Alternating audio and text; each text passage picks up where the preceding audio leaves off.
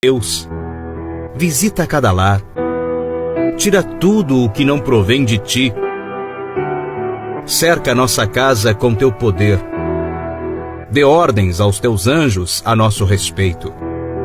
Pai, entregamos aqui nossos medos, aflições, nossas fraquezas, tudo que tem tirado nossa paz, colocamos nas tuas mãos.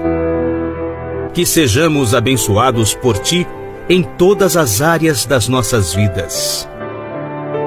Senhor, agradecemos também pelo dia de hoje, pelo nosso trabalho, pelo nosso estudo, pelo nosso crescimento moral e intelectual.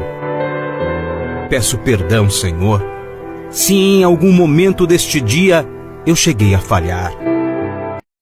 Te amo, Deus, tua graça nunca falha.